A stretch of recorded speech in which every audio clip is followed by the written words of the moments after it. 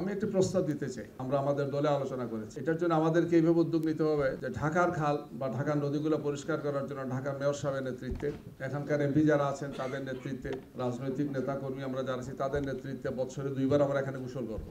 বুড়িগঙ্গা নদীতে আমরা গোসল করবো।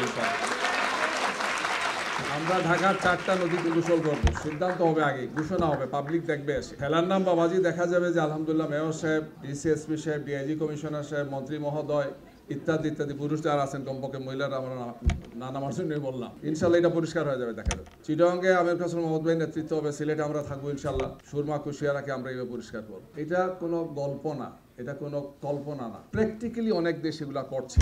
আমাদের এখানে যারা আছেন খুব এক্সপার্টরা আছেন, তারা এগুলো দেশে গিয়েছেন, ইউরোপের দেশগুলোতে আছে, চীনে আছে, স্বচ্ছ টলটলে সুন্দর পানি, মনে হয় ডিস্টিল ওয়াটার। জিজ্ঞেস করলাম যে কিভাবে এটা সম্ভব, বলে এইভাবে সম্ভব। মেয়রের নেতৃত্বে সেখানে চুবানো হয়, গোসল করানো হয়। সোজা কথা বলছে, চুবায় এখানে তোমার যদি এটা পরিষ্কার না থাকে তোমার চাকরি শেষ, তোমার মেয়র গিরি আর থাকবে না।